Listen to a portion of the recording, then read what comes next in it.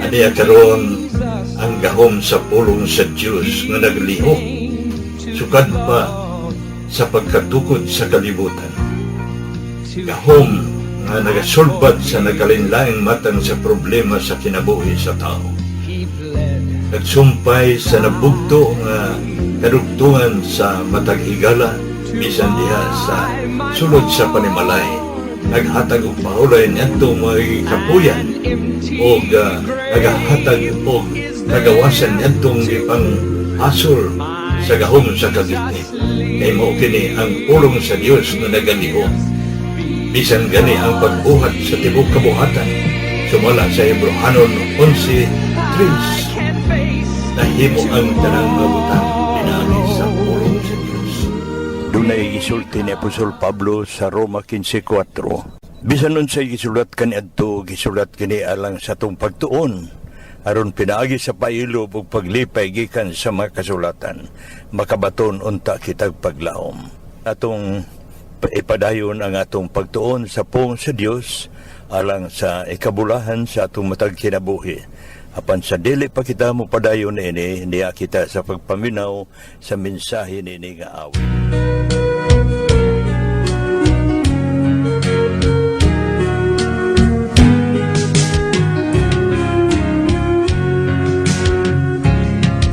Sa paglabay sa panahon, nangatagak ang mga dahon, ug nangalaya ang mga tanom. Ang tao nagkaanam, ug kataas ang kaalam, nagkausab ang kalibutan.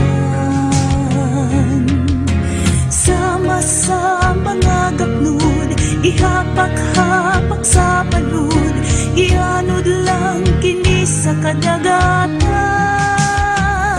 Apan ang Diyos wa mabag-o sa tanan. Tinawag kita sa pagpangalagat kaniya, sa pagpuyong balaanon, sa tanan nga panahon. Ang mga himayak igahalad lamang gyud kaniya, ug kanunay atong pagadaygon siya.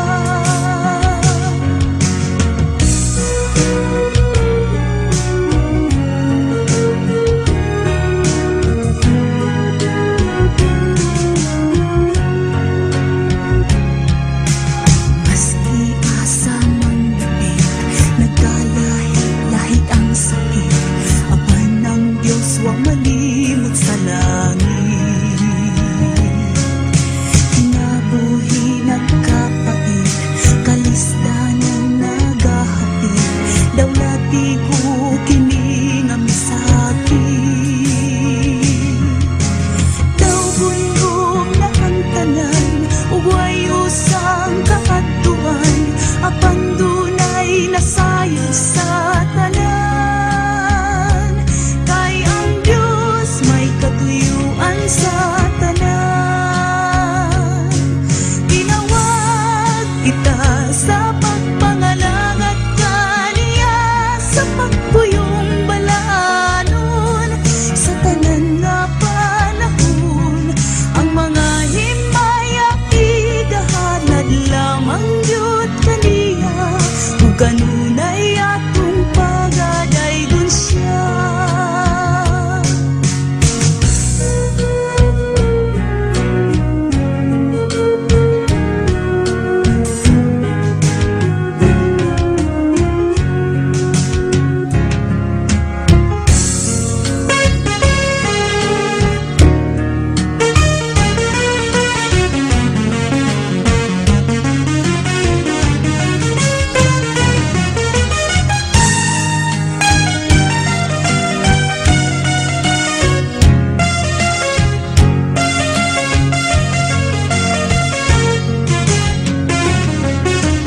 Daw gunob na ang tanan, ug way usang kaadtuan, apan dunay nasayod sa tanan.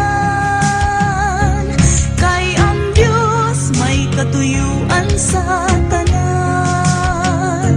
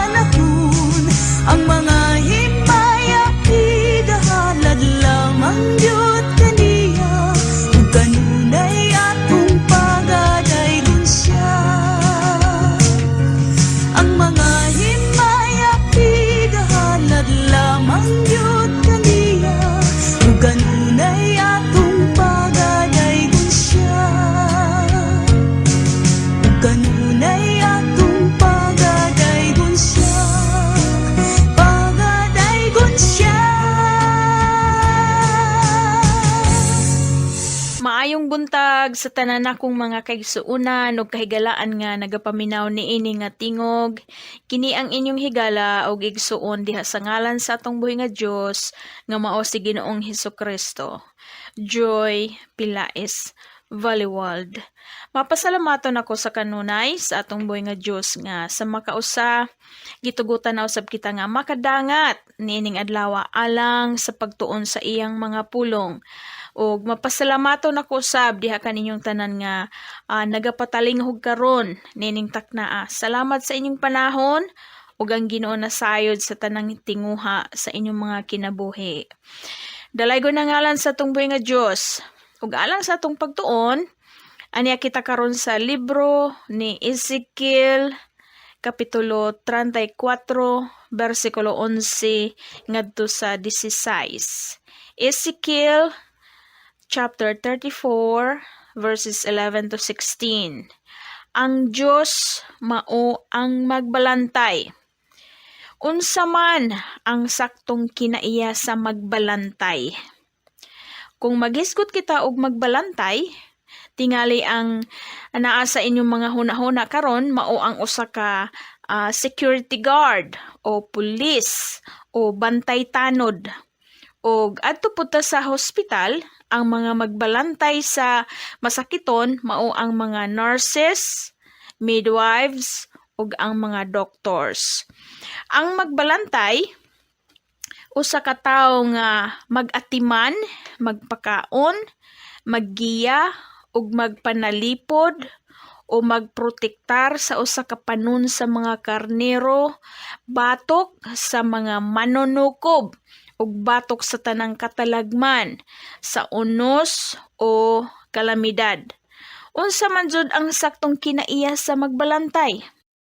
Ug kung maghisgot kita og pamilya o panimalay, pinaagi sa kung unsa ang kinaiya og pamatasan sa mga anak, ato nga mahibaluan kung unsa pod ang pamatasan ug kinaiya sa mga ginikanan.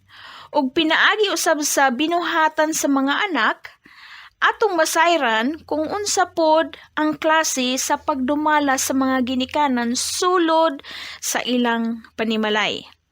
Ang sitwasyon o kahimtang sa usa ka maong nasod naghulagway usab kana sa kung kinsay pangulo o presidente og nagdumala sa administrasyon ug hangtod na ngadto sa ubos, ngadto sa gobernador ug ngadto sa mayor ug hangtod ngadto sa kapitan sa usa ka barangay.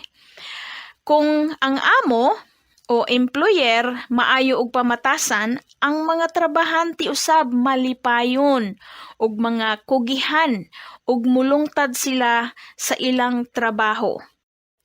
Kini si Ezekiel, usa ni siya kapari og propeta usab. Sa batan-on pa siya, usa ni siya sa mga nabihag sa Babylonia nga ning atake sa Israel ug sa Hudiya sa iyang kapanahunan. Dako og bugat ang iyang kapungot sa panghitabo apan wala siya mawad-i og paglaom diha sa Ginoo. Kining tibuok libro sa Ezekiel aduna kini 48 ka kapitulo o gibahin usab kini sa kaupat nga bahin. Ang unang bahin mao ang mga propesiya mahitungod sa silot sa Ginoo ngadto sa Huda ug Jerusalem tungod sa ilang pagkabadlungon. Ug ang ikaduha nga bahin mao ang mga mensahe mahitungod sa mga silot ngadto sa 7 ka laing nasod nga ning atake ug nagpanamastamas sa mga Israelitas. Ug ang ikatulo nga bahin nini nga libro mao ang mga pulong sa pagdasig o words of encouragement ni Ezekiel alang sa mga tao sa Hudiya human nga napukan ang Jerusalem tungod sa pag-atake sa pipila ka mga nasod. Ug ang ikaupat nga bahin mao ang malampusong panan-awon ni Ezekiel mahitungod sa pagbangon ug pagpatukod sa templo sa Jerusalem ug nga ang Israel mamahimo kining usa ka nasod. Ug ang atong teksto karon aniya kita sa ikatulo nga bahin.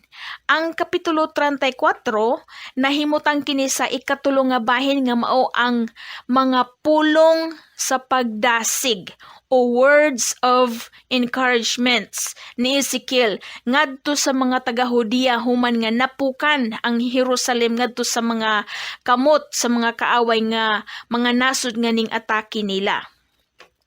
Ug dinhi sa Kapitulo 34, ang nahiunang napulo ka bersikulo naghisgot kini sa mga pagkundina ni Ezekiel ngadto sa mga leaders o pangulo o hari sa Hudiya tungod sa palpak nilang pagdumala nga nagresulta sa pagkapukan sa ilang dapit ug nga nagkawatak-watak ang mga katawhan tungod kay ang mga leaders o hari sa Hudiya wala sila magprotektar sa mga katawhan ug nga unta ilang panalipdan ang mga katawhan batok sa mga nasud ganing atake kanila.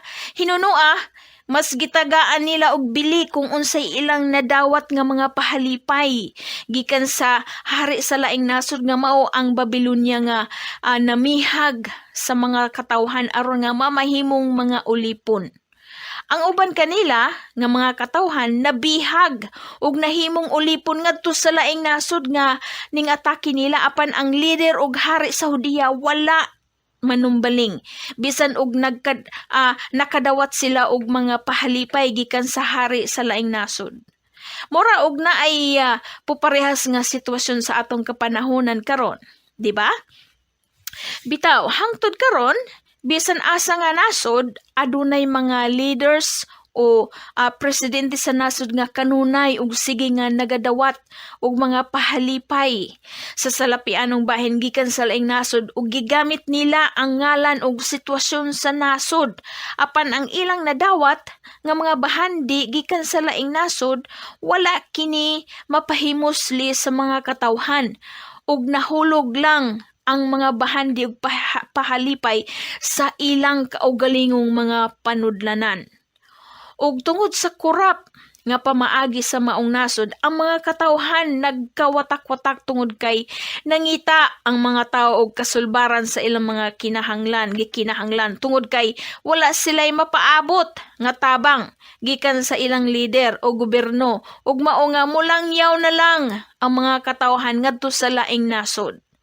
Sama sa gisulti ni Ezekiel nga ang mga hari o leader sa Hudiya susama sila sa mga dautan nga mga magbalantay og karnero nga nagpasagad lang og nga namahala kung naay namahala lang sila kung naay manukob sa mga karnero kay lagi nakapahimulos naman sila sa bahandi og mga pahalipay gikan sa hari sa Babylonia. Ang mga Israelitas nga nabihag ngadto sa Babylonia nawad-an sila og paglaom. Nawad-an sila og mga kabtangan, nawad-an sila og trabaho, naglisod sila sa ilang pagkaon ug nahimo silang ulipon sa Babylonia. Ug dinhi sa Kapitulo 34, bersikulo 11 ngadto sa 16, gisugo si Ezekiel sa Ginoo sa pagpropesya ngadto sa mga Israelitas nga mga nabihag sa Babylonia uban ni Ezekiel. Gisugo siya sa pagsulti og mga pulong sa pagdasig, ingon nga pahinumdom nga ang Ginoo wala magpasagad kanila og nga ang Ginoo wala makalimot kanila bisan atua sila sa laing nasod. Ang bersikulo 11 ngadto sa 13 mao kini ang saad sa Ginoo ngadto sa mga nabihag pinaagi kang Ezekiel. Nagaingon, kay mao kini ang giingon sa Ginoong Jehova.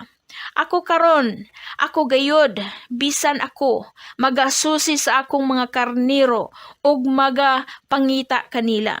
Ingon sa usa ka magbalantay nga magasusi sa iyang panon sa adlaw nga anaa siya sa taliwala sa iyang mga karnero nga nanagkatibulaag ngadto sa halayo. Mauman pangitaon ko ang akong mga karnero ug luwason ko sila gikan sa tanang mga dapit diin sila managkatibulaag sulod sa madag-om ug mangiob nga adlaw. ug kuhaon ko sila gikan sa mga katawhan ug tigumon sila gikan sa kayutaan ug dadon ko sila ngadto sa ilang kaugalingong yuta ug akong pasibsibon sila sa kabukiran sa Israel ubay sa kasapaan sa tubig ug sa tanang mga gipuy-an nga mga dapit sa yuta. Maunay pulong nga pagdasig gikan sa Ginoo. So unsa man ang saktong kinaiya sa magbalantay? Ang angay nga pamatasan sa magbalantay sa karnero, mas gikinahanglan nga mabinantayon. Adunay kahingawa sa kung unsay dangatan sa iyang panon, ilabi na sa panahon sa kalisdanan.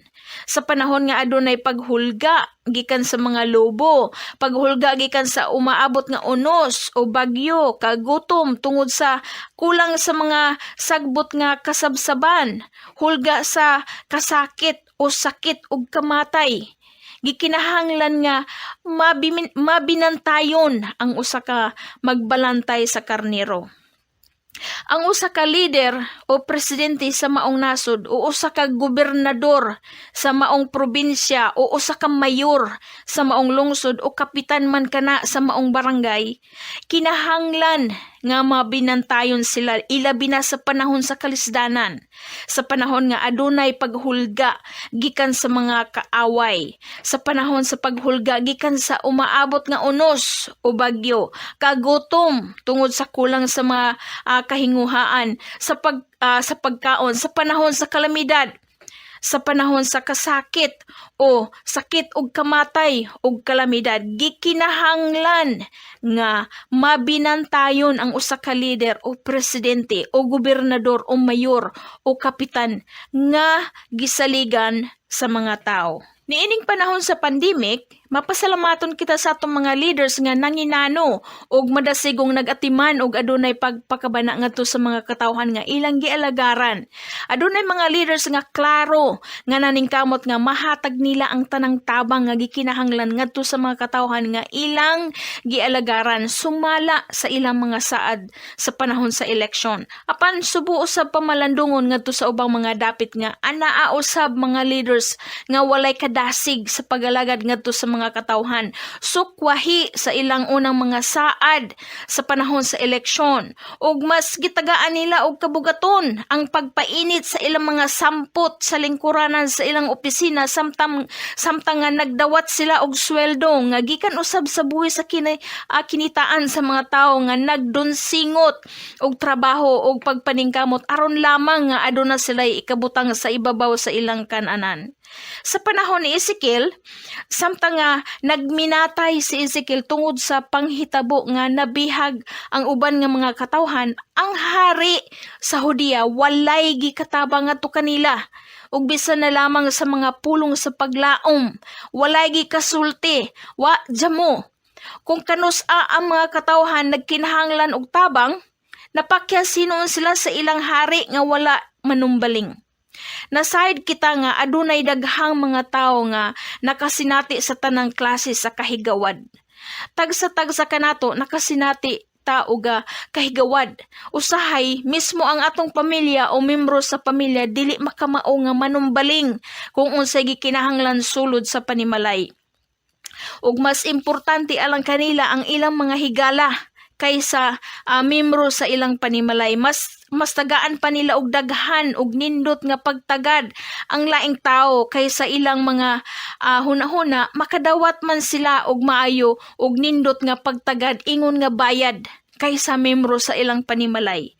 O kung ato jud silang pugson sa pagsabot, mas labaw pa hinon kita nga mahigawad ngadto kanila. Mao nga mohilom na lang ta og magampo nga hinaot ang Ginoo makahatag og hustisya og pabor kanato.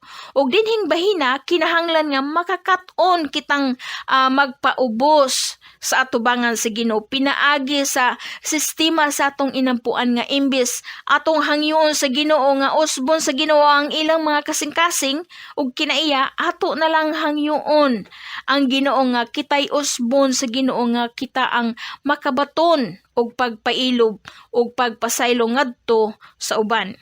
Lisod kini buhaton pero mauman kini ang mando sa Ginoo alang kanato nga higugmao nato ang atong kaaway o silingan. Ug kauban na diha ang membro sa atong panimalay nga dili nato ikauyon.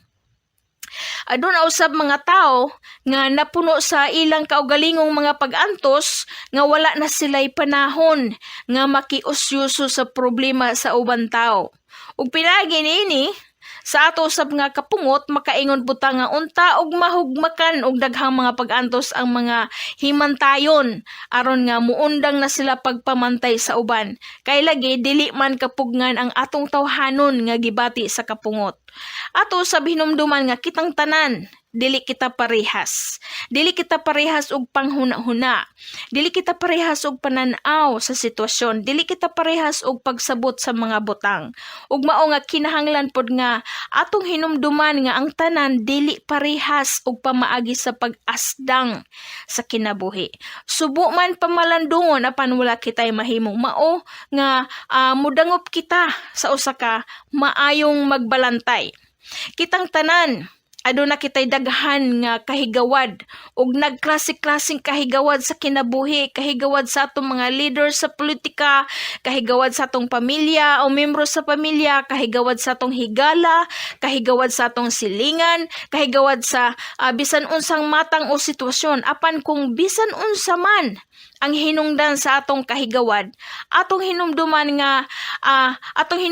ang nasinati sa mga Israelitas ug mga taga-Hudiya sama ni Ezekiel nga samtang nabihag sila ngadto sa Babylonia, samtang nagantos sila sa kasakit ug kalisod, nagantos sila sa pagkaulipon, mismo ang ilang mga leaders ug hari walay natabang ngadto kanila, gipasagdan ra hinuon sila. Og nahimo silang mga karnero nga walay magbalantay. Nahimo silang mga karnero nga nagkatibulaag nga mga gutom o guhaw.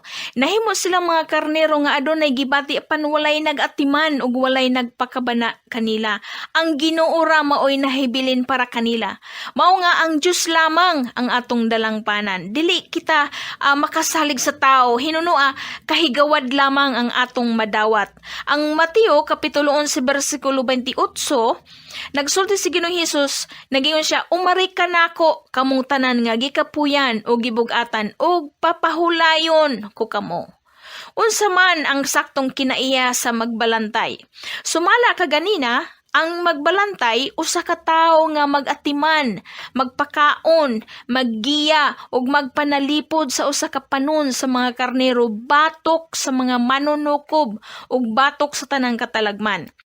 Og kung ipadayon nato pagbasa ang tibok kapitulo 34 sa Ezekiel, aduna pay saad ang Ginoo pinaagi og propesya ni Ezekiel ngadto sa mga nabihag ug mao kini ang mga pulong sa pagdasig. Ang bersikulo 23 nagingon, og ibutang ko ang usa ka magbalantay ibabaw kanila ug siya magapasibsib kanila bisan pa ang akong alagad nga si David, siya magapasibsib kanila ug siya mahimong ilang magbalantay.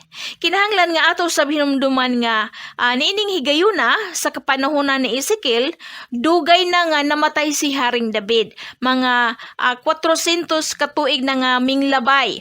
So si kinsa man ang buot gipasabot sa Ginoo sa iyang mga pulong ug saad alang sa mga katawhan nga nabihag nga aduna siya nga giandam nga mamahimong maayong magbalantay. Ug sa ninglabay ang mga katuigan human nga nagpropesya si Ezekiel ngadto sa mga bihag, si Ginoong Hesus lamang ang nakasulti nga siya ang maayong magbalantay sa mga karnero. Si Ginoong Hesus gikan sa kagikanan ni Haring David nga gikan usab sa tribo ni Juda nga gipakataw dito sa Bethlehem nga sakop usab sa Hudiya. Mga igsoon kog higala, si Ginoong Hesus lamang ang kinatapusang ehemplo sa maayong magbalantay. Wala nay lain pa nga makatupong kang Ginoong Hesus ingon nga maayong magbalantay. Ug sa pagkatinuod, Ang iyang pagkamaayo nga magbalantay mao kini ang hinungdan sa iyang kamatayon dito sa krus sa Kalbaryo. Sa Juan kapitulo 10 bersikulo 11, nagsulti si Ginoong Hesus, nagingon siya, "Ako mao ang maayong magbalantay sa mga karnero. Ang maayong magbalantay sa mga karnero nagahatag sa iyang kinabuhi tungod sa mga karnero. Ang tinuod nga magbalantay sa mga karnero andam nga muhalad sa iyang kinabuhi alang sa kaluwasan ug kaayuhan sa iyang mga karnero." Si Ginoong Hesus lamang ang tinuod ug maayong magbalantay ug wala nay lain pa. Nasayod siya sa imong kahimtang.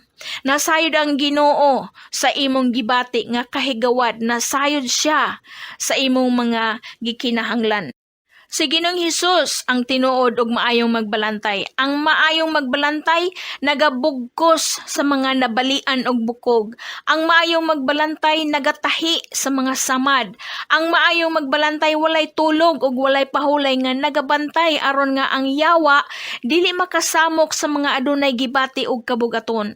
Ang maayong magbalantay nagatipig ug nagaprotektar sa panahon sa kangitngit sa dag-om ug sa unos ug sa katalagman. Ang bersikulo 30 ug 31 dinhi sa Ezekiel kapitulo 34, gipadayon ang mga saad sa Ginoo ngadto sa mga bihag pinagi kang Ezekiel nga nagaingon, "Ug sila managpakaila nga ako sa Jehova nga ilang Dios. Ako nagauban man kanila, ug nga sila ang balay sa Israel, mao ang akong katawhan, nagaingon ang Ginoong Jehova. Ug kamo ang akong mga karnero, ang mga karnero sa akong sibsibanan, mga tao man, ug ako mao ang inyong Dios, nagaingon ang Ginoong Jehova." Maigsun kog higala, sa sama nga pagkaagi, ang Ginoo mao ang atong magbalantay, maayong magbalantay. Si Ginoong Hesus lamang ang maayong magbalantay. Siya lamang ang maayong magbalantay kanatong tanan nga nagatuo og nagsunod og nagtuman sa iyang mga sugo ug mando, pinaagi sa iyang mga pulong nga mao ang balaang kasulatan. Dalaygon ang ngalan sa tong buhi nga Dios. Magampo kita. Amahan nga langit nun sa ngalan ni mo Ginoong Hesukristo. Salamat o Diyos sa tanan nga naminaw nining takna karon ug ikaw ang magapanalangin sa tagsa-tagsa sa ilang mga kinabuhi.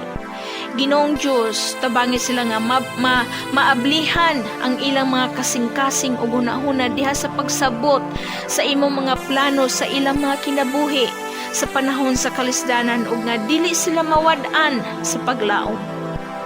Ipasinati nga to kanila nga ikaw lamang ang maayong magbalantay ug lig-on nga dalangpanan sa tanang panahon. Salamat Ginoong Hesus sa imong gugma ug sa imong pagtipig kanamo sa samang panahon karon nga naputos kami sa tawhanong kahadlok ug kabalaka tungod sa kahimtang sa panahon. Panalangini ang tanan nga nagasalig kanimo ug nahigugma sa imong mga pulong. Dalaygon ug simbahon namo ang imong ngalan Ginoong Hesus. Ang imong ngalan lamang mahimaya. Amen. So turn your eyes upon Jesus. Look full in His wonderful face, and the things of earth will grow strangely dim in the light of His glory. Mga kaigalaan ng mga kaigsunan, alang kaninyo nga walay higop pang kaibado, kung hain kita niini nga nagapagawas sa mensahe ang among dapit God's Miracle Revival Center San Agustin, Tomasopo, sa Leyte. Nagabi-abi kami kanunay sa tanan nga muduol alang kanila nga dunay pagpanginahanglan labi na sa mga butang espiritu anon. Dugang paniana ang atong kinabuhi samtang nagpadayon pa usap. Ato kining paimuslan kay dunay mga maayong butang nga ato ng nasinati sa atong kinabuhi ang ato kining gipagawas nga na kaninyo sa mga butang nga gikinahanglan nga atong mabatunan dinhi sa atong gitanon nga kinabuhi. Maayong buntag to tell. Just turn your eyes upon Jesus. Look full in His wonderful face, and the things of earth will grow strangely dim in the light of His glory.